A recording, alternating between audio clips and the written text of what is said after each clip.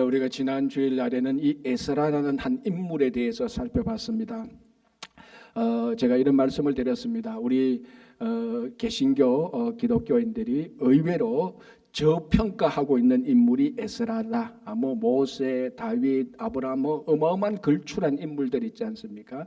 그런 인물들 비해서 에스라는 상대적으로 평가가 좀 떨어진다 이렇게 생각하는데, 이 에스라를 살펴보고 실제적인 구약에 나타난 유대 역사를 살펴보면은 그리고 우리 지난주에 그 에스라의 족보 앞에 나온 그 믿음의 선진들 족보 이런 것을 따져볼 때 에스라는 결코 구약에 나타난 어떤 믿음의 선진들보다 뒤처지지 않는 정말 뛰어난 인물이었다는 것을 우리가 볼 수 있습니다. 제사장이었고요, 율법에 익숙했고 완전한 자였습니다. 그래서 에스라의 별명이 제2의 모세였습니다. 그리고 또 페르시아 왕의 신하로서 또는 관료로서, 좀 넓게 말하면 뛰어난 정치인으로서 이 에스라가 요구할 때 그 당시 페르시아 왕 아닥사스다 왕은 에스라가 요구한 것을 다 들어줄 정도로 그렇게 이 에스라는 뛰어난 인물이었습니다. 그래서 우리 지난 주일날 이 에스라라는 인물에 대해서 살펴봤는데, 참 감사한 것은 이 에스라가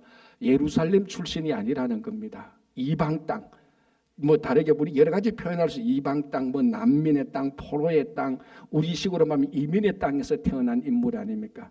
이 이민의 땅에서 태어난 인물이 가장 위대한, 그 당대의 가장 위대한 율법 학사였고 제사장이었고 뛰어난 정치가였다라는 사실이 우리가 이민의 땅에 살고 있는 우리들에게 큰 위로가 되고 우리에게 희망이 되는 것을 우리가 살펴봤습니다.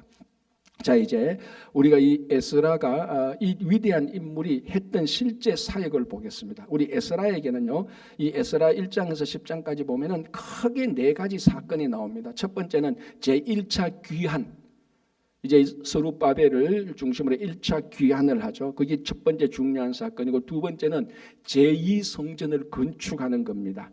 무너진 예루살렘 성전 다시 건축하는 거고, 세 번째 중요한 사건이 오늘 본문에서 이제 우리 함께 볼 제2차 귀환.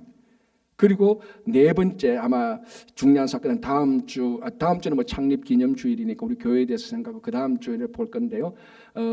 에스라가 귀환해서 거기서 개혁을 일으키는, 잘못된 신앙을 바로 세우는 그 네 가지 사건입니다. 그 느헤미야, 이제 에스라다음 느헤미야 가면은 3차 귀환이 됩니다. 그때 이제 느헤미야가 등장하는 겁니다. 그래서 오늘 그 한중간에는 에스라가 했던 2차 귀환 사건들을 우리가 한번 보겠습니다. 이 모든 사건을 통틀어서 우리가 제2 출애굽이다 이렇게 말을 하는 겁니다. 자, 8장 15절 이제 실제적으로 귀환을 하는 그 내용들이 나옵니다. 15절, 내가 무리를, 여기서 내는 에스라입니다.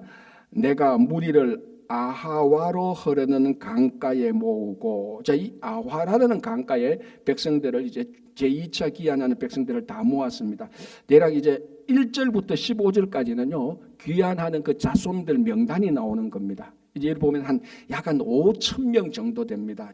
5,000명, 어린아이 자녀까지 합하면은 계산하면은 그 1차 귀환 때 약 5만 명이 귀환한 것에 비해서 인원이 많이 줄었죠. 또 줄어들 수밖에 없는 이유를 이제 좀 이따 우리 같이 한번 보겠습니다. 무리를 아와라로 흐르는 강가에 모았다. 이 강은 지금 정확히 어느 강인 줄 아무도 찾지 못합니다. 그러나 아마 바벨론 그 지역에, 바벨론을 이제 페르시아가 바벨론을 정복했으니 그 지역에는 유프라테스 티그리스강의 그 옆으로 흐르는 지류로 보고 있습니다. 그 지류에 아화로 흐르는 강가에 이제 백성들을 모았습니다. 돌아가는 2차 귀환하는 사람 한 5,000명을 모았죠. 이제 가기 위해서 인구 조사를 해야 되지 않습니까? 우리 어릴 때 소풍 갈 때 몇 명 갔다가 몇 명 오는 거 확인해야 되는 것처럼. 그래서 명단이 1절부터 15절까지 나오는데, 이때에 자 보겠습니다. 내가 무리를 아와로 흐르는 강가에 모으고 거기서 3일 동안 장막에 머물며, 3일간 이제 그 사람들을 살펴봤죠. 백성과 제사장들을 살핀적 그 중에 레위 자손이 한 사람도 없는지라. 벌써 이거 돌아가려고 하는데 레위 사람이 한 사람도 없는 거예요. 자, 우리 1차 귀환 때는 레위 사람이 어느 정도 있었습니다. 많지는 않았지만은, 자, 레위 사람이 한 사람도 없었다. 왜 레위 사람은 한 사람도 안 모였을까? 상식적으로 생각하면 상대적으로 레위 사람이 적을 수밖에 없었다는 것이고요. 그러나 여기에는 레위 사람이 2차 귀환할 때 돌아가는 이 첫 번째 호출했을 때 없었던 이유 중에 하나가 이제 이 시대 배경을 보면 되는 겁니다. 자, 스크린에 좀 한번 올려주시기 바랍니다. 자, 지난주에 이제 스크린에 올린 것을 제가 약간 더 보충했는데요. 지난주 에스라가 나타났을 때 이제 귀환하려고는 그 연도가 기원전 458년이라 그랬습니다. 오늘하고 같은 시기죠. 그러니까 지금부터 2500년 전 얘기입니다. 이게 뭐 100년 전 얘기가 아닙니다. 2500년 전에 바벨론 페르시아 땅에서 일어난 건데요. 저 458년인데 이게 언젠가 하면은 제1차 기한 538년에 제1차 기한으로부터 80년 뒤에 일어나는 겁니다. 굉장히 꽤 오래되지 않 거의 3세대 뒤에 일어나는 것이고요.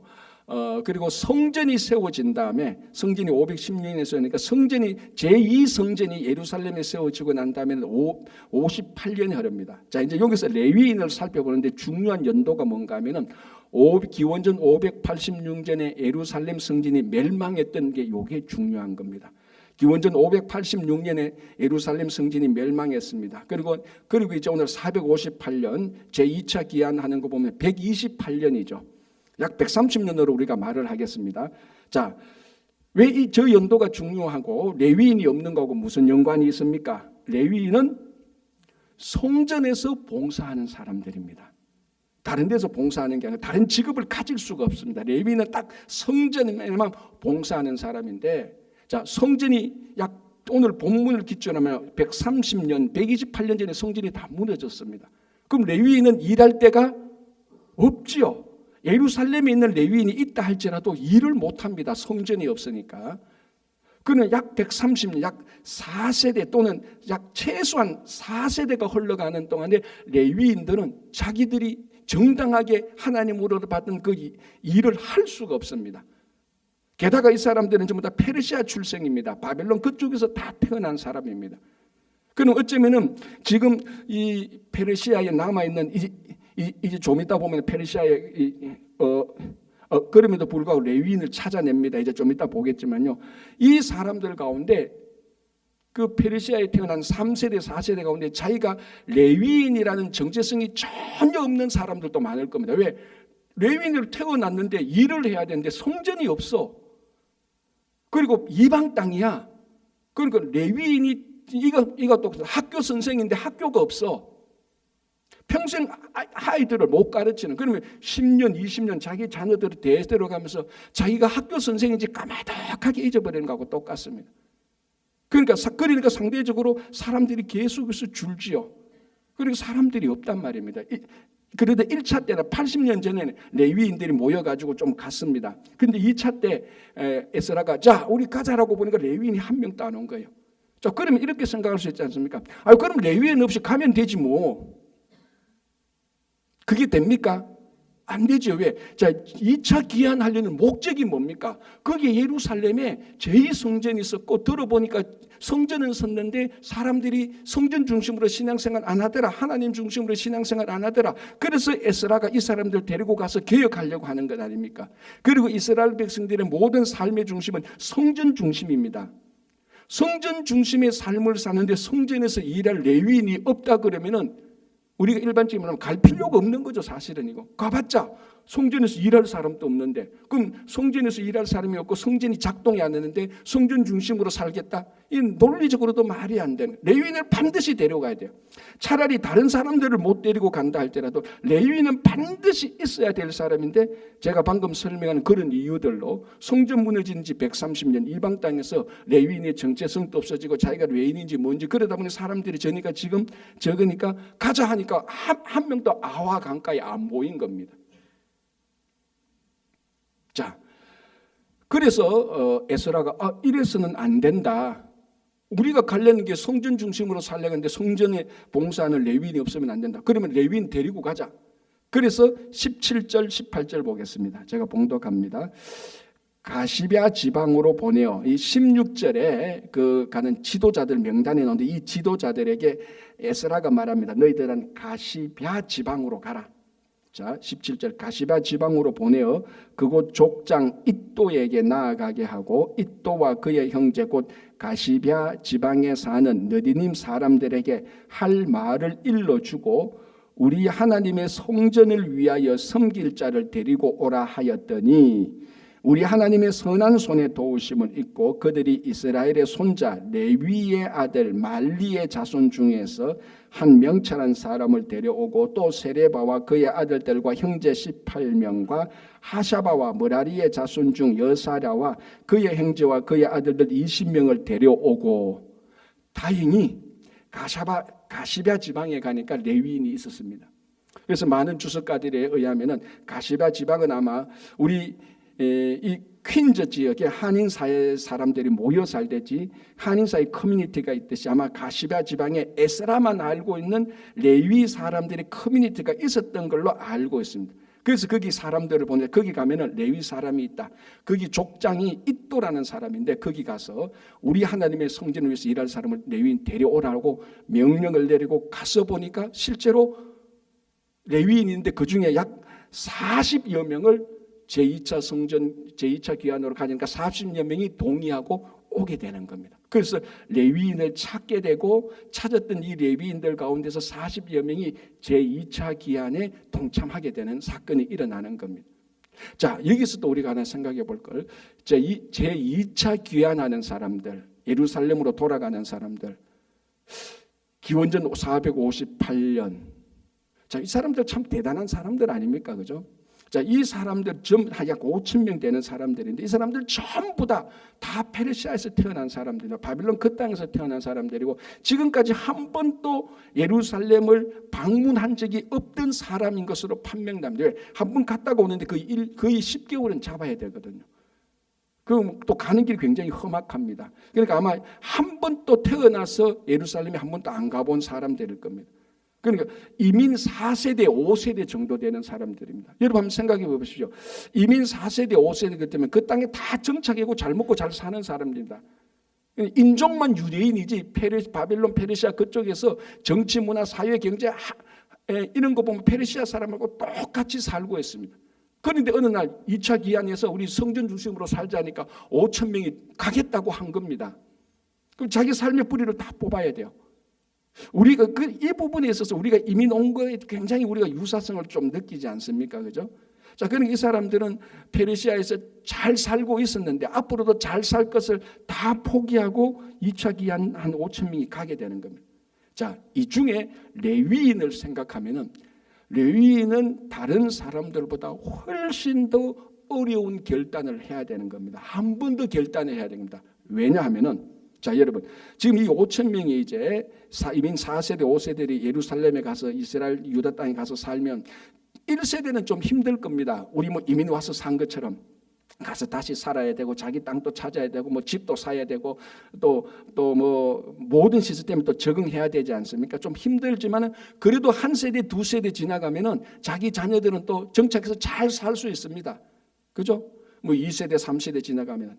그런데 레위인은 달라요. 왜 다를까요? 레위인은 유다에 들어와도 비슷합니다. 땅의 기업을 받지 못하는 사람들이에요. 그렇잖아요. 여호수아가 정복해서 가나안에 왔을 때 각 지파대로 12지파대로 땅을 다 나눠줄 때 레위인들은 땅을 안 주는 거예요. 레위인들은 근본적으로 약속의 땅 이스라엘에서 땅을 기업으로 받을 수 없는 사람들이에요. 이게 중요한 것 아닙니까, 여러분? 지금 이 레위인들은 페르시아에서 잘 살고 있어요. 이 레위인들이 페르시아에서 땅 사고 집 사고 다 산다고요. 이방 땅에서. 그런데 가나안 유다에 간다고 생각해 보시오. 다른 사람들은 한 세대, 두 세대 지나면은 지금 자기 자녀들은 땅 사고 집 사고 다 정착해서 살 수 있는데 레위인들은 가면은 영원토록 땅의 기업 없이 살아야 되는 겁니다. 여러분, 이게 보통 결심입니까? 만약에 지금 여러분들 가운데서 한국에서 미국 올 때 너희들은 미국 가서 절대로 땅 살 수 없어, 집 살 수 없어라는 그걸 알고 그게 진짜 사실이라면 미국 올 사람 누가 있겠습니까? 한 명도 안 옵니다. 아니, 그 가반들 아무리 수고해도 우리 아들 자녀들 다 땅의 기업을 못 받는데 거기 가서 왜 살아? 지금 여기서 다 집 있고 땅 있는데 여기서 살지. 그겁니다. 그러니까 이 레위인들 이 40여 명이 뭐 38명 뭐 인원은 중요하지 않아요. 38명, 30명, 40명 이 40여 명이 좋다. 우리가 예루살렘으로 가겠다고 결단한 이 40여 명은 우리가 생각할 수 없는 엄청난 손해를 무릅쓰고 가는 겁니다.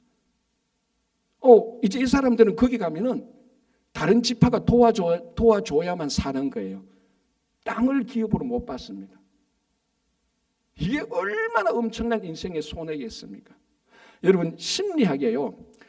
사람들은 기본적으로 어떤 일을 결정할 때 기준을 정하지 않습니까? 그 기준을 정하는데 절대로 인간의 본능은요 손해보는 쪽으로 결정 안 합니다. 그렇죠, 그죠? 당연한 것 아닙니까? 자, 이런 현상을 손실 회피 편향이라고 말을 한답니다. 손실 회피 편향. 이게 학자의 단어니까 어려운데 쉽게 말하면 손해 안 보는 마음입니다. 사람들은 예를 들어서 어떤 한 사람이 어떤 일을 결정할 때 네가 100불을 얻는 쪽, 요거는 100불을 잃는 쪽 어느 쪽에 결정을 할래라고 말하면은 얻는 쪽을 중요하게 생각하지 않고 잃는 쪽을 더 중요하게 본다는 겁니다.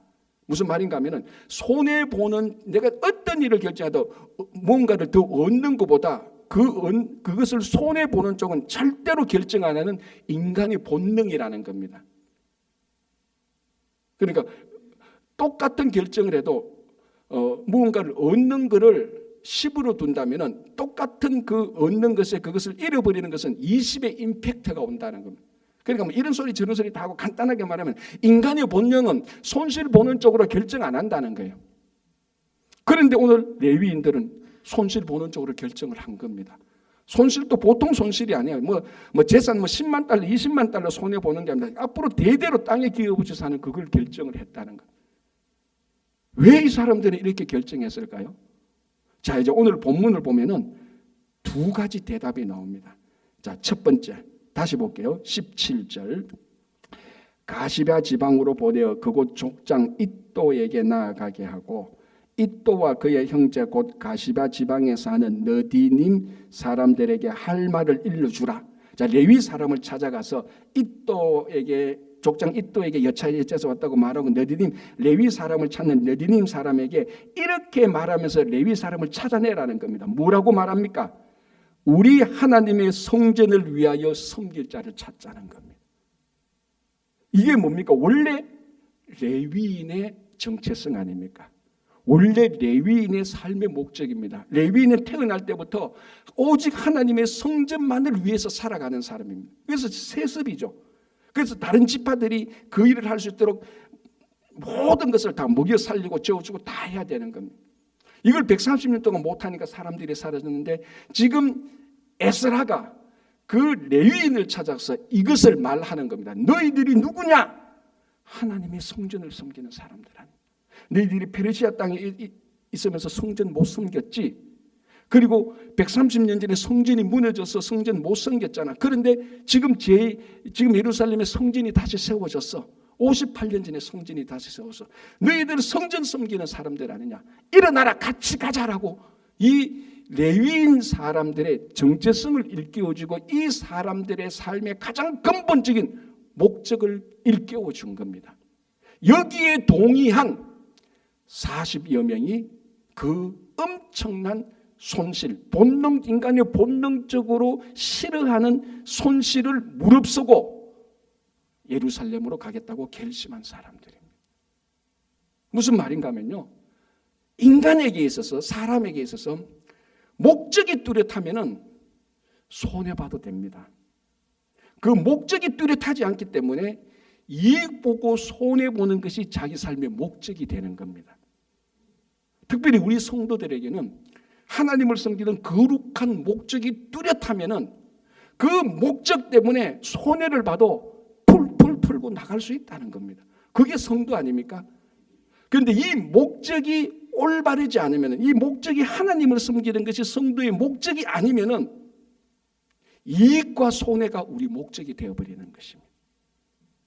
여러분 그 릭 워렌이 썼던 목적이 이끄는 삶, 유명한 책이 있지 않습니까? 거기에 보면 이렇게 말합니다. 그 책의 대주제가 이거죠. 인간은 하나님의 특별한 목적을 위해 지음받았다, 이거 아닙니까? 그래서 그 목적이 이끄는 사람을 쭉 보면 처음부터 끝까지 우리의 목적을 계속해서 깨우쳐집니다. 우리 목적이 뭐냐? 오늘 이 레위인에게 준 목적하고 똑같습니다. 하나님의 성전을 섬기는 것, 우리 말하면 하나님을 섬기는 그 목적을 계속해서 깨우쳐요. 그래서 목적이 우리를 드라이브하도록 만드는 거 아닙니까? 그 목적이 우리 삶을 인도하면요, 앞에 뭐 손해보고 불편한 거 이런 거 있습니다. 그러나 목적이 그걸 다 끌고 가기 때문에 인간의 근본적인 인간의 부정적인 본능을 다 극복하고 나가는 겁니다. 목적이 우리 삶을 끌고 나간다면 손해보는 거, 불편한 거, 억울한 거 다 치우고 나갈 수 있는 겁니다. 그 목적이 없으니까, 인간적인 목적이 자기 삶의 목적, 거룩한 목적이 없으니까 세상의 삶의 목적이 성도의 삶의 목적으로 둔갑되어져 있습니다. 편한 거, 이익과 손해보는 거, 이런 것들이 전부 다 내가 인기를 얻는 거, 이런 것들이 전부 다 우리 삶의 목적으로 둔갑되어져 있는 것입니다. 그래서 에스라가 레위의 사람을 찾을 때 너희들의 삶의 목적이 하나님의 성전을 섬기는 거 아니야. 130년 동안 들어보지 못했던 자기들의 삶의 목적을 드디어 일깨우는 겁니다. 거기에 순종했던 40여 명이 오케이, 우리 가겠다. 그게 우리 삶의 목적이면은 지금 거기 가서 영원토록 땅의 기업을 받지 못해도 하나님이 우리 기업이 되니까 내가 가서 섬기겠다고 40명이 온 겁니다. 여러분, 이 레위인의 목적을 깨우친 것, 그게 오늘날 우리가 지금 일깨워야 되는 목적 아닙니까? 성도들의 삶의 목적이 하나님이 아니고 하나님 섬기는 아니고 세상 사람 목적하고 똑같다면요, 우리는 하나의 손해도 보고 어떤 일을 결정 못합니다. 왜? 손해보고 그게 우리 삶의 목적이 되어버렸어요. 그래서 율법에 가장 익숙했던, 율법이 완전한 에스라가 왜 레위인이 가야 되는가를 깨우쳐줍니다. 하나님을 섬기자. 오늘날 이 에스라가 우리에게 도전하는 것 똑같은 거 아닙니까? 우리 성도의 삶의 목적이 뭐냐? 하나님을 섬기는 거 아니냐? 그걸 우리가 분명히 한다면 세상의 다른 목적들은 다 우리 앞에 하나도 방해물이 되지 않는 것입니다. 자, 두 번째, 그렇게 해서 이제 레위인들을 일깨웠습니다. 자, 이제 레위인들을 찾고 그 사람들 데리고는 두 번째 중요한 말, 지금 에스라에서 계속해서 반복되고 있는 말이 여기 나옵니다. 18절입니다. 우리 하나님의 선한 손의 도우심을 입고라고 말을 합니다. 자, 지난주에도 살펴봤던 거하고 같은 주제인데요. 에스라도 압니다. 레위인을 찾기가 쉽지 않다는 것. 에스라도 압니다. 가시바 지방에 레위인 커뮤니티가 있다고 들었는데 거기 가면은 찾을 수 있을까? 그리고 찾는다 할지라도 그들의 마음이 감동되어서 예루살렘으로 갈까? 그 가면은 그 사람들은 성전 섬기는 거 아주 힘든 일, 그 굉장히 힘든 일이거든요. 그 힘든 일을 할 수 있을까? 땅에 기업도 없는데 갈 수 있을까? 인간적으로 생각하면 걱정이 되는 거죠.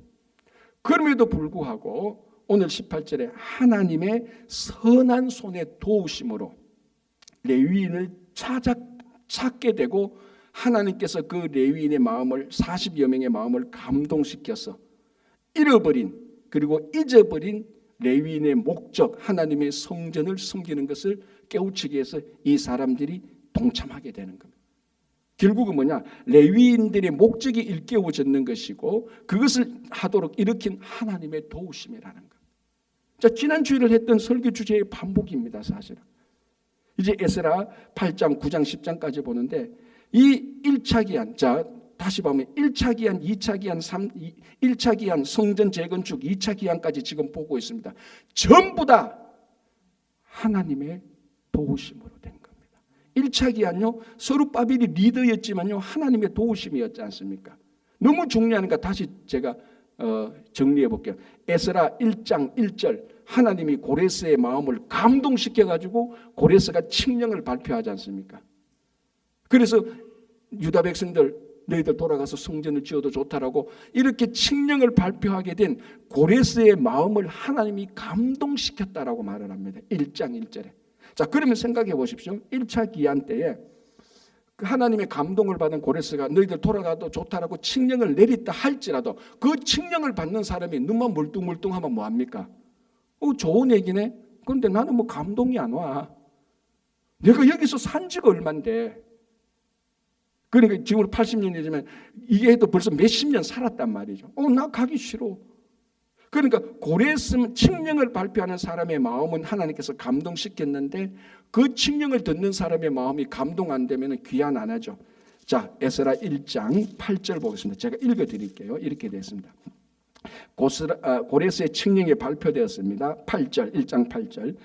이에 유다와 베냐민 족장들과 제사장들과 레위 사람들과, 자, 1차 귀환자들인데 레위 사람들이 여기는 있었어요.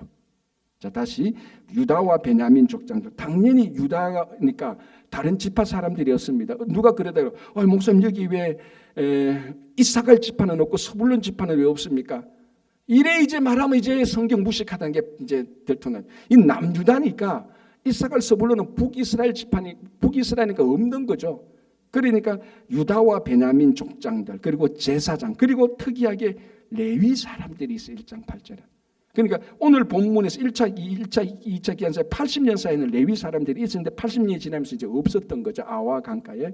자, 다시 유다와 베냐민 족장들과 제사장들과 레위 사람들과 그 마음이 하나님께 감동을 받고 올라가서 예루살렘의 여호와의 성전을 건축하고자 하는 자가 다 일어난. 자, 고레스 마음만 감동시킨 것이 아니고 하나님이 제사장들과 레위인들과 유다와 베냐민 사람들의 마음을 같이 감동시켰습니다. 그러니까 말하는 자와 듣는 자가 다 감동되니까 1차 기한이 일어나지 않습니다. 하나님의 도우심이 아니었으면 아니었다는 것이 명백히 드러나는 겁니다. 자, 그리고 그 중간에 성전 재건축, 다시 말씀드립니다. 사마리아 정착민들이 막 반대해서 재건축하다가 제2성전 건축하다가 16년 동안 스탑됐습니다. 하나님이 안 도우시는 것 같았잖아요. 16년 뒤에 그렇죠. 16년 뒤에 다시 성전을 건축하게 될 때에 또 이번에는 유브라데 총독 다뜨네가 또 방해합니다. 그때 우리가 3주 전에 살펴봤죠. 하나님의 도우심이 유다 장로들을 독려해서 성전을 건축하게 하는. 그때 왕 다리오 마음을 또 감동시켜서 고레스 왕의 칙령을 그대로 실행하게 하는. 그래서 기원전 516년에 성전이 완성되는 겁니다. 그렇죠? 그래서 4년 만에 신속하게 완성돼. 이것도 전적인 하나님의 도우심. 자, 2차 기한. 오늘 2차 기한. 분명히 오늘 2차 기한 때는 훨씬 더 하나님의 도우심이 구체적으로 드러납니다. 자, 레위 사람이 없으니까 하나님께서 도우셔서 레위 사람을 찾게 하고 그 사람들을 감동시키기 위해서 40여 명이 동참하게 됩니다. 자, 이제 드디어 우리말로 하면은 제2차 기한의 첫 발을 떼는 겁니다. 자, 그게 21절입니다. 8장 21절. 이제 레위 사람을 다 동참시켜서 그때에 내가 에스라죠. 그때에 내가 아하와 강가에서 금식을 선포하고. 자, 이제 제2차 기한의 대장정이 들어갑니다. 4개월 걸립니다. 4개월 걸리는 대장정에 들어가기 전에 에스라가 백성들을 모아서 하나님께 기도하면서 금식을 선포합니다. 자, 보십시오. 왜 기도하고 금식을 선포하느냐? 폼내려고 하는 게 아니죠. 목적이 있습니다. 보시기 바랍니다. 우리 하나님 금식을 선포하고 우리 하나님 앞에서 스스로 겸비하여 우리와 우리 어린아이와 모든 소유를 위하여 평탄한 길을 그에게 강구하였으니 이는 우리가 전에 왕에게 아뢰기를 우리 하나님의 손은 자기를 찾는 모든 자에게 선을 베푸시고 자기를 배반하는 모든 자에게 권능과 진노를 내리신다 하였으므로 길에서 적군을 막고 우리를 도울 보병과 마병을 왕에게 구하기를 부끄러워하였습니다. 에스라가 아닥사스다 왕에게 우리가 귀환하는 말과 보병과 마병 필요 없다고 말했습니다. 자, 우리가 지난 주일을 봤죠. 아닥사스다 왕은 다른 사람 말은 다 안 들어도 누구 말은 들었습니까? 에스라 말은 들었습니다. 에스라가 강구하는 대로 왕은 다 들어줬습니다. 그럼 에스라는 정당하게 왕이시여 우리가 2차 기한합니다. 많은 도적들이 우리를 공격하니 그 페르시아 군사들을 우리들을 좀 도와주세요. 에스코트 해주십시오. 요구하면 다 들어줍니다. 참고로요.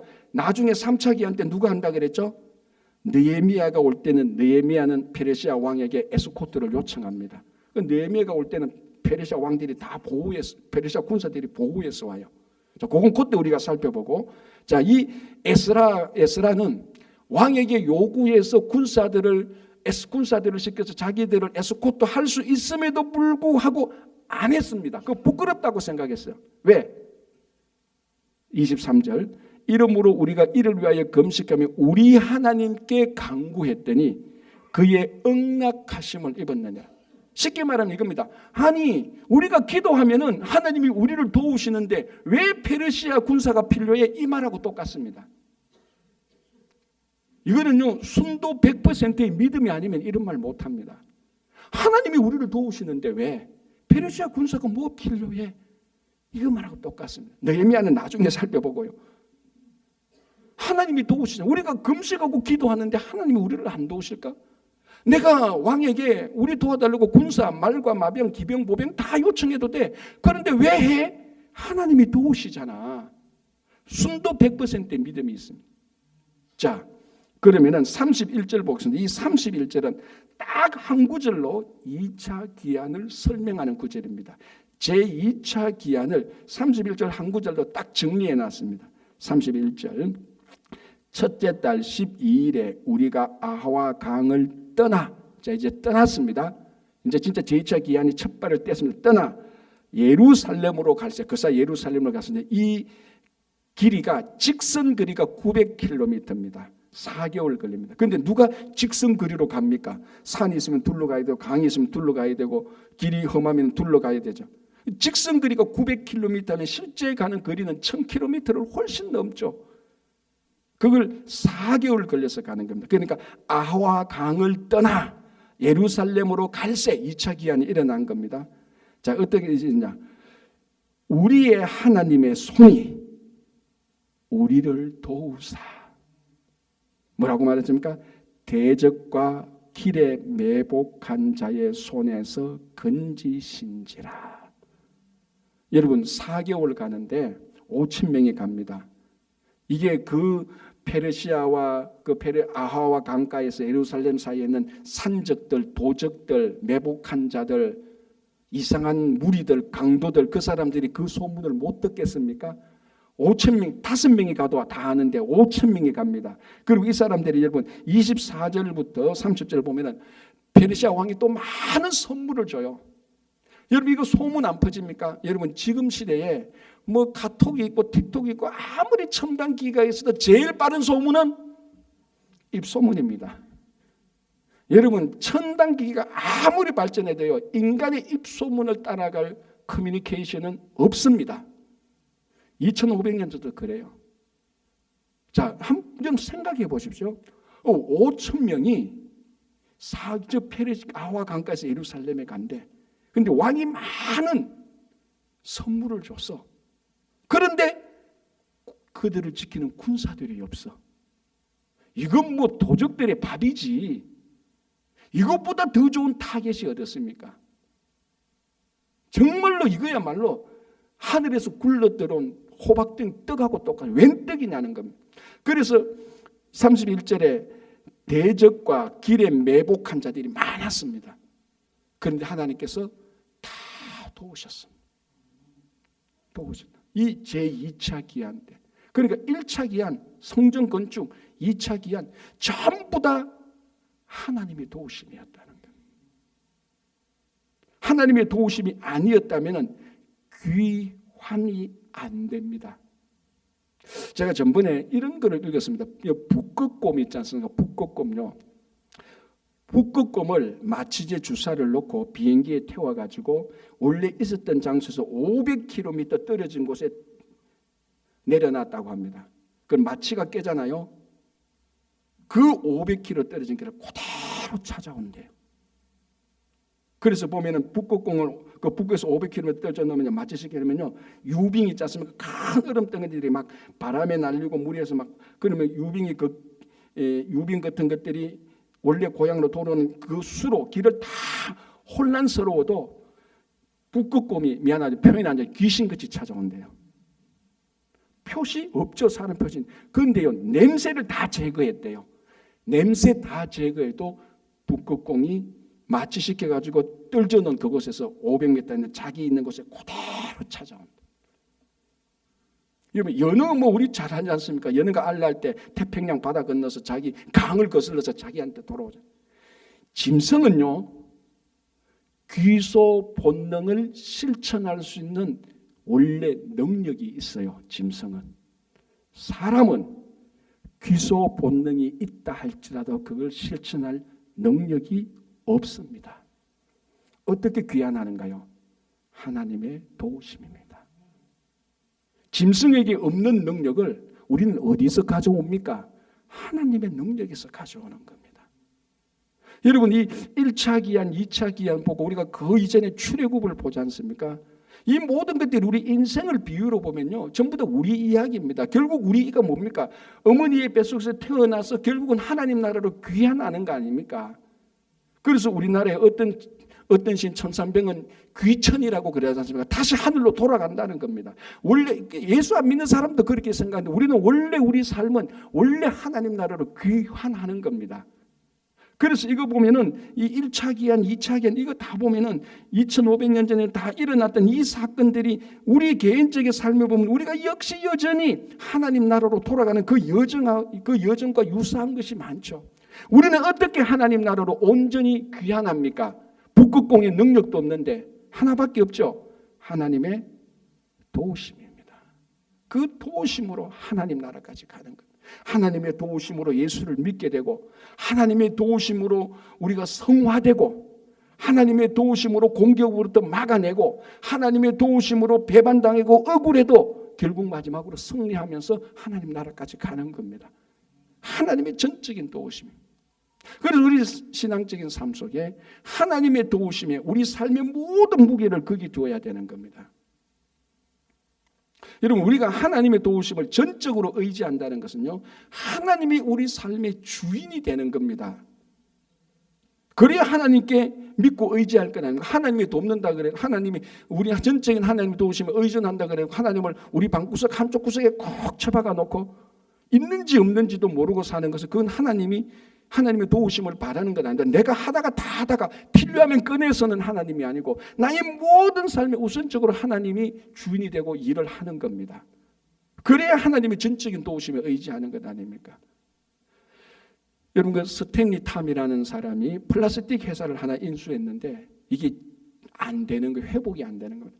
1차 도산, 2차, 3차, 4차까지 도산 나버렸어요. 모르겠습니다. 저는 비즈니스를 안 해봐가지고 도산 난 사람의 심정을 모르는데, 제가 한국에 IMF 때 97년에 한국에 있었지 않습니까? IMF 터지니까 막 도산하더라고요. 제가 있었던 교회의 집사님도 그때 자살을 했어요. 너무나 저하고도 같이 식사도 많이 했고, 제가 중등부 할 때 그분은 고등부 교사였고 중고등부 같이 하면 회의도 많이 했던 분이에요. 그래서 IMF 터지기 전에 비즈니스를, 학교 선생님인데 비즈니스를 좀 했는데 이게 도산이 터지니까 1차, 2차 됐으니까 그대로 자살해버려요. 저는 아직도 그 기억이 너무나 생생해요. 와, 저 비즈니스가 저렇게 안 되면 사람을 죽이는구나, 그 생각이 났는데, 이 스탠리 팜은 1차, 2차, 3차, 4차 도산이 계속 나니까 차라리 죽는 게 편한 건 아닙니까? 새벽 기도를 나갔습니다. 나가서 기도를 하는데 하나님께서 마음의 위로를 주시고 뭐 환상 같은 그런 마음의 확신을 주는데, 그게 뭐냐면은 갈릴리 바다에서 베드로가 물리를 걷다가 물에 빠졌을 때 예수님께서 그 건져주는 그게 확 떠오르는 겁니다. 이게 어디 있습니까? 만나오래. 만나오리 큰 글귀 그림에 거기 예수님께서 베드로 손잡고 끌어올리는 거 아닙니까? 여러분, 뭐 오늘 설교 하다가 이러면, 여러분 힘드시면요, 친구 교회 만나오래 가세요. 그 그림 보세요. 예수님께서 물에 빠진 거 건져주는 것 아닙니까? 그리고 여기 와서 기도하시라고요. 구하라 그러면 주실 것이 되어 있지 않습니까? 이게 우리 신앙의 기본 중에 기본인데, 이거 아는 사람 허다합니다. 자기 힘으로 다 하려고 그래요. 그래서 이 스탠리 탐이라는 사람이 거기에 확신이 생기면서, 하나님, 이제 당신이 내 주인입니다. 나를 건져주셨으니 이제 마음의 확신이 내 가정과 일의 주인입니다. 그래서 그 다 무너진 회사의 수입의 51%를 하나님께 기부한다고 결심을 합니다. 뭐 기부할 돈도 없었죠, 그때는. 그리고 어떻게 했는지 압니까? 그 내용을 가지고 변호사를 찾아서 공정을 시켜버려요. 대단한 사람이죠. 그런데 하나님이 진짜 주인이 되고 도와주시니까 비즈니스가 막 성성장구해서 그 회사가 유나이티드 스테이츠 플라스틱 미국에서 제일 좋은 회사가 돼요. 회사가 돼서도 여전히 법적으로 공정해놨으니까 그 수입의 51%는 무조건 하나님을 위해서 쓰도록 된 거예요. 자, 이제 이런 이야기하면 부흥회 때 하나님께 헌금하면 복 받습니다. 이런 일로 들을 수 있겠죠. 그렇게 들으실 분은 들으시면 됩니다. 괜찮습니다. 그러나 저는 이 이야기를 듣을 때 진짜 중요한 걸 하나 발견했습니다. 진짜 하나님이 내 인생의 주인이라면 이 하나님은 내 인생에서 제일 중요해야 되는 겁니다. 내 인생에서 무언가를 결정할 때 이 하나님의 결정이 제일 중요해야 되죠. 그걸 퍼센테이지로 따지면 몇 퍼센트입니까? 51%죠.